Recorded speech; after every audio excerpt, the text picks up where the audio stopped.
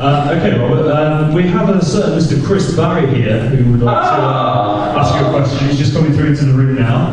Oh, there he is. I can see it. Lovely Chris.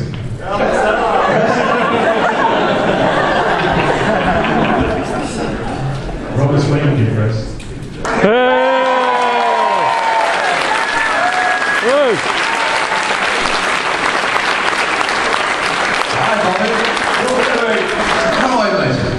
Very good, how are you? Why the bloody hell can't you get here? I don't bore you with the logistical detail of it. No, I'm way too bored, come on. We all are. On the Tuesday, the sister-in-law rang and she said about 2 parent weekends, and then on the Wednesday I said, I've got to go to the Red Dwarf thing. And then on Thursday, Julie said that to me, she said, you've got to be there because I can't be there because I'm taking Louis to do whatever he's doing. And then my daughter, she's down the road, I'm going to pick her up. We're suitably bored now, aren't you? I get the picture, Bob, you couldn't be bored.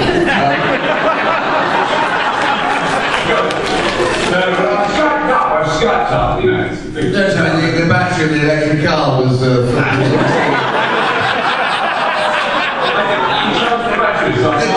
It's very called diesel, you know. There's quite a lot of it left in the world. You're absolutely right. You and Top here are absolutely right. You've got correctness about middle day. Thank you. Oh, Bob, I'm going to let them. I'm just good to see you. Yeah, they're very nice to meet you. Hopefully, if, stroke, possibly when, we do a future Red Dwarf series, you won't do that instead. No, I want to Skype it in. No, hopefully we will get you on the institute. But I'll see you a little sooner. I'll leave the team here to ask you more relevant questions. Thank you very much. Have a good day.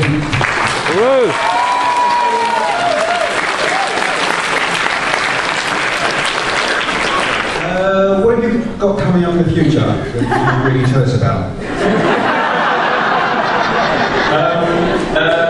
There's some things that are coming up in the future that I actually don't know yet, but I think there might be something coming up in the future that I can't tell you about. That's quite nice. That's good. But the other things that are coming up in the future that I shouldn't tell you about is that I am publishing a science fiction book this year, quite soon. It's not been announced yet officially, and it will be a book, a paper book on Amazon, like a book, like books. With writing in them, and it will also be an audio book, and it will be a Kindle book, and it will be a PDF, and I'm doing a publishing experiment. It's a gentle, there's no aliens or explosions in this, but it is sci-fi, it says in the future. And I hope it's interesting, and I hope when you hear about it, you will go, most intriguing. Thanks. Any more questions for Llewellyn? Anyone? Oh, yeah, we've got one. Sorry, that was just sorry, yeah. Hello. Hello. So with regards to what Chris just said, taking the mickey about diesel, the book you wrote where you didn't buy anything for a year, I've got the title of it, that's a bit embarrassing. No, it's very, very forgettable. It was sold out, it was called Sold Out. Yes.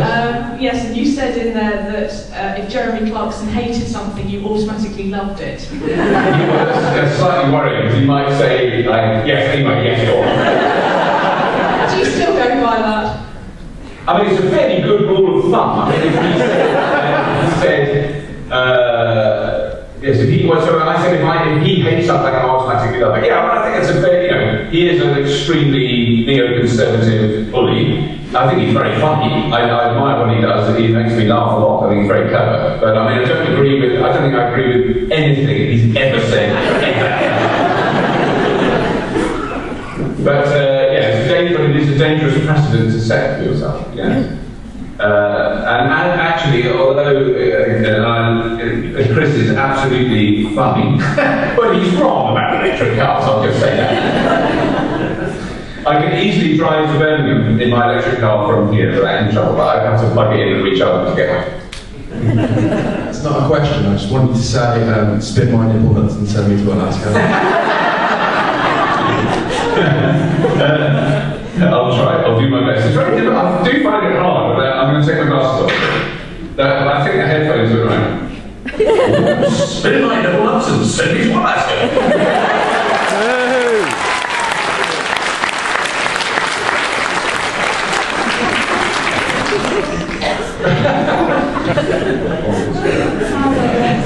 Hello.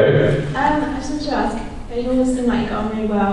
Did you pull any pranks on each other on set, and if so, did any of them go horribly wrong? I think there's been a lot of, I'm trying to think of it. I mean, the one that is the regular one that I always fall for, I know I've spoken about before, is that lovely Mr. Charles, Craig Charles, does have he's an amazing skill, a photographic memory, so he reads a script once and he knows all the words. And I don't have that skill. I don't have that skill remotely, but I know I can do it, I have done it, but I really have to work hard. So Craig's favourite thing, I'll walk onto the set when we're about to shoot something, with my script all marked out. I'm still learning it, and I've been learning it for 2 weeks. He knows it straight away. And then he goes, oh, you can't remember what you're doing now, look at your script. And so I give him my script. And then he walks over to me and sets fire to it. And he's done that, I would say, at least 4 times in every series we've ever done. Especially a couple of years ago. The first thing he did, the first one, I still felt right. Well, there you go, because I'm a guilt-ridden, middle-class idiot. So I went, oh yes, please, let me help you. And I did my script, he set fire to it, there we go. So, but I mean, I'm trying to think of other ones, like, that's Craig's favourite. He always likes to do that one, but I can't think of any other sort of repeat thing like that. No, not a big one. We all looked at. I'm trying to remember another one. When Chloe, I mean that isn't quite the same, but when Chloe first started recording, so that was series 7, she was wearing rather shockingly tight red leather trousers, and we were all under strict instructions not to sort of ogle at Chloe and be nice, and which we were lovely. Oh, sorry, but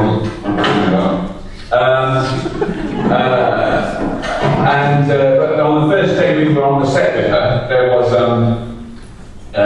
she was wearing these rather ridiculous tight trousers, and so all of us just knelt down behind her lovely bottom and just stared at it for like a minute. She was fine with it, and that got it out of our system. We didn't have to look anymore. We were just happy, otherwise we were going to be glancing down and feeling guilty, so we all just did that. Going back to the Gundam Apocalypse, have you ever sat on horse and not fallen off? Yes, I have, quite a lot. When I was young, I used to ride a lot, but I didn't fall off, which is just as well, because it's huge. It's 17.4, which if you know how big horses are, that's big. That's a long way to fall.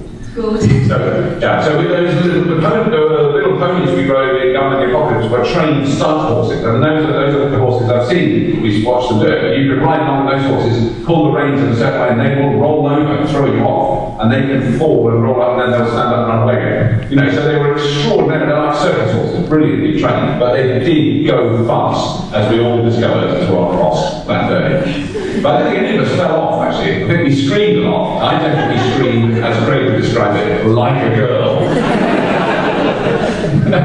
And I think Chris didn't particularly like it because they didn't have steering wheels and brakes.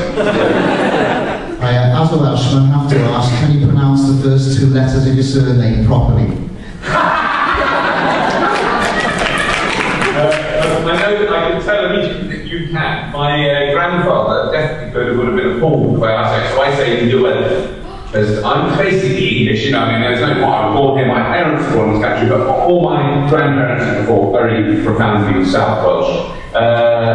So it would be Llewellyn, I would imagine, but not Llewellyn, like someone once tried to suggest it should be. I don't think that's quite correct. What's your favourite comment or saying you had to say on Red Dwarf? I suppose with that question, you're a Swede. You're a Swede. A little while back, because I just thought because you mentioned your blog, you posted a blog post about Red Dwarf that hastily disappeared. Yeah, just wondered sort of what was the reaction, what was the fallout when that went up?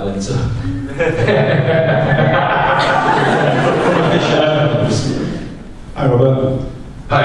I was wondering wondering, you wrote Man in the Rubber Mask. Is there any chance you would ever do a sequel at all for the new series? Yes, I would love to. I mean, I think it would really depend. I have thought about it, because I mean, particularly now with the sort of newer styles of publishing that are around, I would love to do a kind of update. And, you know, because that book finished in '94, I think, so a lot happened on Red Dwarf after that.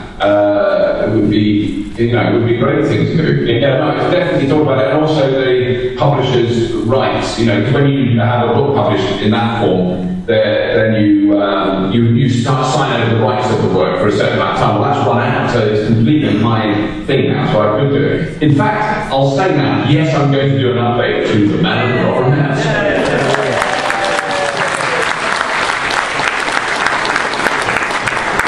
But I don't know when. It might depend on what else we do on Red Dwarf. Who knows what else we might do? I mean, I'm not saying anything. I just wanted to quickly ask you about the attachments that you had to your suit. Does your wife ever ask you to go about the house and use that particular suit for any particular tasks? I think the answer is no. I mean, it is intriguing. I mean, it is something that I only realised once people asked at events like this, when people would ask. You know, like, particularly in the early series of Red Dwarf, Rob and Doug definitely wrote, they just listened to us gathering, and they would write for us. So, you know, it is true, all those simple things are true. Craig Willie encouraged that, honestly, you could strip paint, you wouldn't believe how hot they are. And he's quite happy with it, and I had a little taste, like a week later, and I've still got a burn mark and brutal stuff. And then Danny does have quite a staggering wardrobe. I mean, it is just breathtaking. And Chris, he does collect stuff. He has got some unusual stuff that he collects. Not in a kinky way, just, you know, he's got looks after. And I do quite like vacuuming. I've done some vacuuming before. And I love laundry. They're my washing line. You know, it's my washing line, and I want to look after it. And it's got a load of clothes on it at the moment, drying. So, you know, I do enjoy that sort of stuff. So, but I never realised that was worked in. So, you know, Crichton was so mean. I'm so nearly Crichton. But that said, the groinal attachment area is a complete fantasy. I wish it was true. It's just, yeah. So, no, I must admit, my wife hasn't asked me to. No, nothing. Have you ever thought to do a carpool with the whole Red Dwarf cast in an electric people carriage? Yeah. Well, yes, we did. The thing is, what's such a shame is when we were recording the last one, there is a wonderful sort of semi-carpool thing, which is Chris, Danny, and I in a car together, being driven by one of the drivers that was working with us. Because I can't drive. I did try and drive with quite a mask. It's not a good thing. I think there might be health and safety issues involved. And also other road users do tend to get a little bit shocked when they see square-headed everyone driving a car. But there is a car. I do have a recording of the three of us in the car, but not Craig, because Craig was in another car because it's just the chaos of the moment. We all just climbed in on. Did it. So Danny's in the front with his own camera, and if I ever use that footage, I will hope I will get it one day. The footage he shot is very funny. Some really funny stuff. And Chris and I sitting in the back arguing about petrol and diesel, both in costume, so it's fantastic. But it is very good, and I think the reason that it's a difficult one, because from the point of view of Red Dwarf, if we're in costume, then it's the sort of thing that we could use, say, behind the scenes or making on a DVD. But we should, you know, if we're in costume, then but we're not in character, it kind of blows the show. So if we did it in costume, then we'd have to do it in character as well, which would mean that Craig would have to drive, which would be quite worrying.